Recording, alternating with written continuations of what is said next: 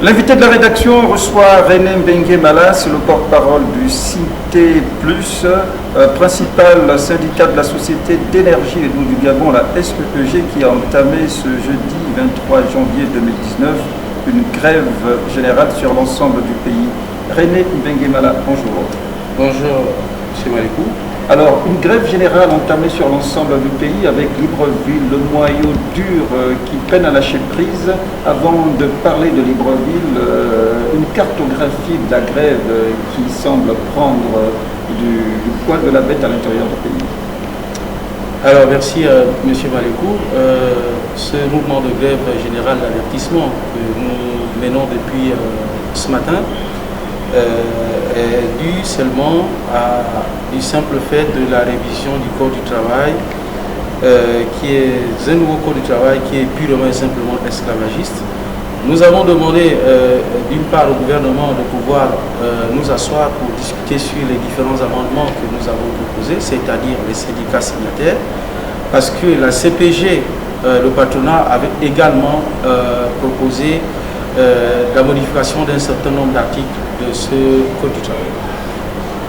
Le motif qui nous amène à rentrer en grève, nous avons demandé au gouvernement, dans une correspondance du 17 janvier 2020, de pouvoir nous inviter à ce que nous ouvrons les discussions pour pouvoir négocier sur, même pas négocier, discuter sur les amendements qui ont été faits par les partenaires sociaux et de pouvoir signer un protocole, un procès verbal, je vous l'ai dit, afin que toutes les parties aient le même niveau d'information.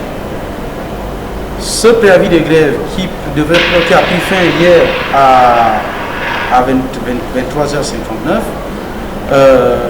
n'a pas reçu de convocation de la part du gouvernement. Notre grande surprise, nous avons dû constater dans les réseaux sociaux, j'ai même acheté l'Union ce matin, pour lire que le préavis de grève la grève avait été levée et suspendue.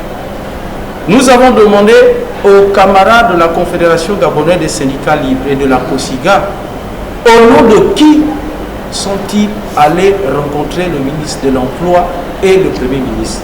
Si c'est au nom des syndicats qui leur sont affiliés, d'accord, les syndicats de la SEEG, particulièrement le syndicat national des travailleurs du secteur de l'eau et de l'électricité, Cité Plus, que je représente, nous ne sommes pas affiliés à une confédération syndicale. Aucune centrale syndicale ou confédération syndicale n'est autorisée à parler en lieu et place du Cité Plus. Donc, nous avons lu une déclaration hier dans la nuit à 22h pour dénoncer justement l'engagement qui a été pris par la CGCL et la COSIGA vis-à-vis du gouvernement auquel nous ne nous reconnaissons pas. Il y avait 17 syndicats d'entreprise et 2 centrales syndicales qui ont été signataires de ce préavis de grève. Et il y a un point dans ce préavis de grève qui exigeait, recommandait qu'aucun signataire de ce préavis de grève ne pouvait aller seul rencontrer le gouvernement. Ce qui malheureusement n'a pas été respecté par les 2 camarades, les 2 partenaires. Les actes qu'ils ont posés n'engagent que. Résultat des courses, la SEEG est en grève. La SEEG, la Comilo, les dockers, Sobraga, les camarades de l'UNEP, tous ces syndicats d'entreprise sont en grève.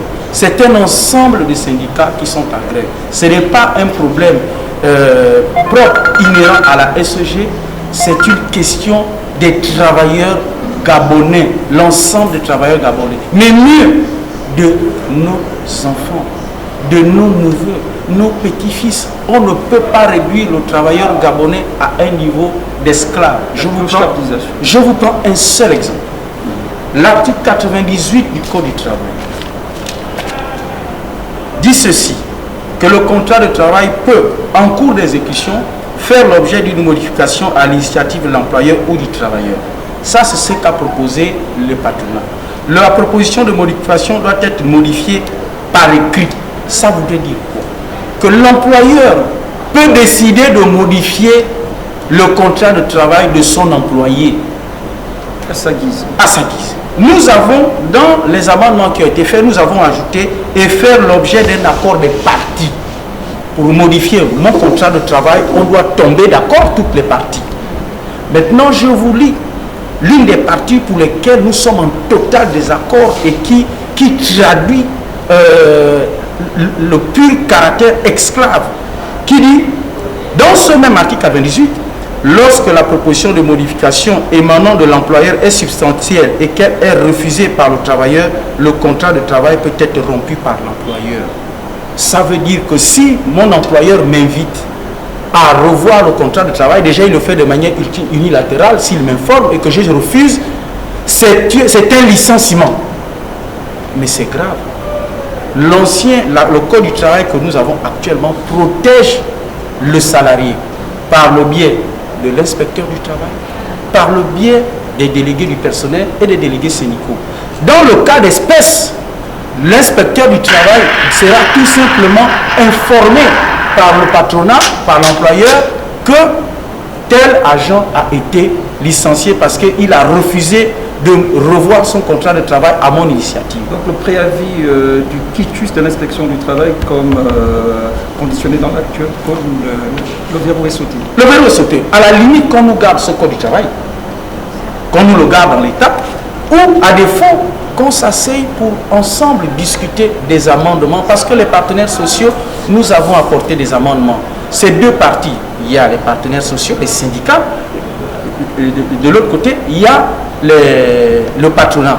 René Benguemala, vous avez fait le tour d'horizon sur les raisons de la grève, les conditions de blocage avec le refus du gouvernement de passer sur la table de travail et regarder ensemble les modifications proposées. Vous avez fait le tour également en désavouant les signataires de la fin de la grève générale d'unité. Alors côté SEG, vous êtes quasiment à l'épicentre de ce mouvement de grève, l'organe, l'administration névralgique. On peut avoir le visage de la grève à l'intérieur du pays, même si Libreville, ça traîne un peu les pieds. Alors vous savez que dans chaque mouvement de grève, vous n'utilisez pas toutes vos cartouches le premier jour. Nous avons dit au gouvernement que nous lançons une grève d'avertissement. Aujourd'hui, l'ensemble de l'intérieur du pays est quasiment à l'arrêt. Libreville, c'est de manière sectorielle, ça se ressent à peine. C'est un gros avertissement que nous lançons au gouvernement. Est-ce qu'à Libreville, ça sera de façon graduelle, progressive?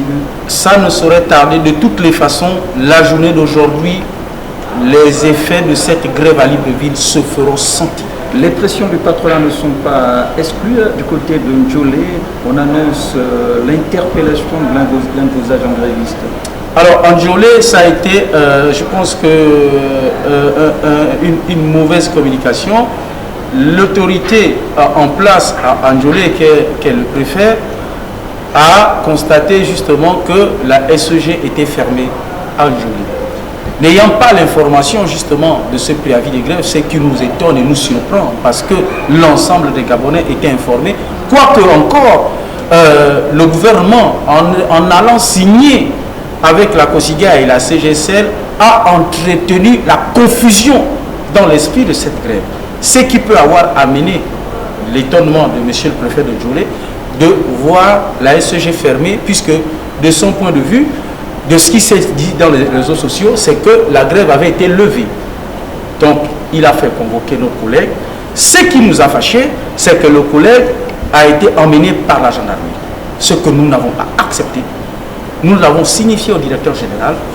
Le préfet de la ville de Ndjolé a écouté notre collègue, qui a expliqué les motifs justement de ce mouvement de grève. Notre collègue a été relâché, il n'a pas été molesté, ça s'est passé très bien parce que nous sommes rentrés en contact avec le commandant de compagnie de la gendarmerie en Ndjolé, qui nous a rassurés. Donc voilà un peu ce qui s'est passé pour l'incident de Ndjolé. Mais nous rappelons toutefois que si un seul agent SEG fait l'objet d'intimidation, d'agression de la part de qui que ce soit, nous n'allons pas arrêter ce mouvement. Au-delà des pressions de la direction générale, on parle également d'importants déploiements policiers dans différents endroits pour essayer de freiner les cas de fer, l'avancée de la grève du côté des Libreville.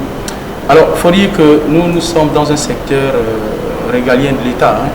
L'eau et l'électricité, c'est un secteur d'une extrême sensibilité. C'est normal qu'ils déploient les policiers, sauf que ce que les policiers ignorent, c'est que nous, habituellement, nous menons des grèves responsables. Nous ne nous déployons jamais dans la rue. Lorsque le personnel SEG se met en grève, nous restons dans les enceintes de la SEG. Nous avons des installations qui sont d'une extrême sensibilité, qui sont, pour les raisons, des questions de sécurité d'État, gardées pour la plupart par les forces de sécurité, ce qui nous paraît normal. Mais maintenant, quand on nous amène la police ou la gendarmerie devant nos points de grève, nos piquets de grève, si encore, comme c'est le cas depuis ce matin, la police s'est mis l'autre côté de la route, on n'a pas de problème particulier avec la police.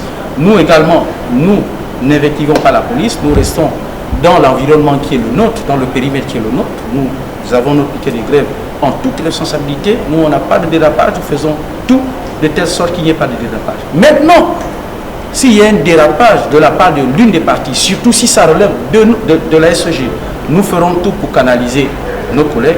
Mais si le dérapage ou la provocation vient du côté de la police, là, la situation va devenir incontrôlable. Parce que nos collègues qui sont mobilisés sur l'ensemble du territoire, nous sommes solidaires.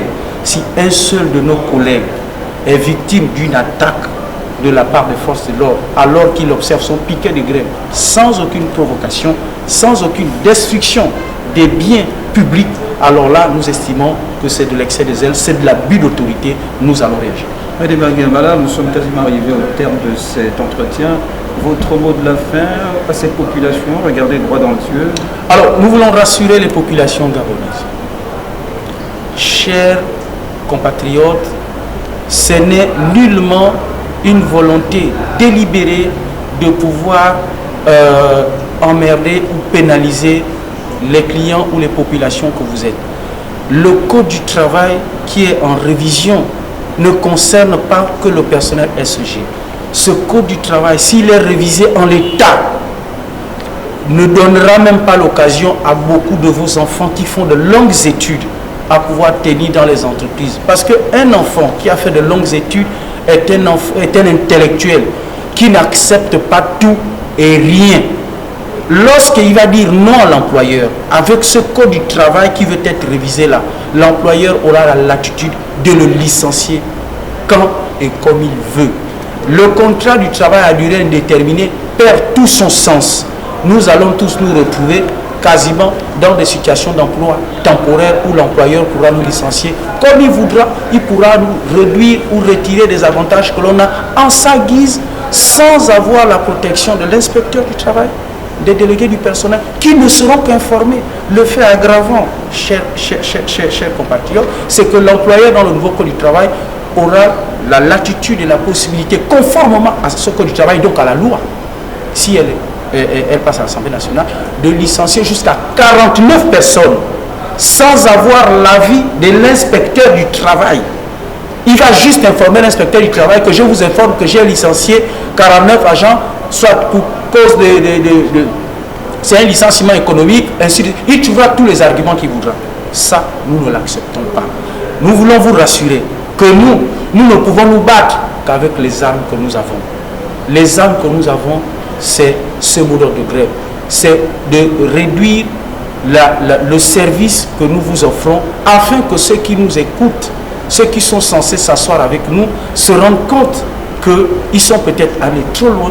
C'est peut-être important. Dans l'intérêt général des travailleurs que nous sommes et des populations que vous êtes, que nous asseyons, que nous allons dans un climat apaisé. Et parce que ça, justement, personne ne veut entretenir le flou ou la psychose chez les populations. Ce n'est pas nos intérêts. Et je veux rappeler aux populations, quand le courant ou l'eau est coupé dans les quartiers, il n'existe pas un quartier exclusif où les agents SEG résident.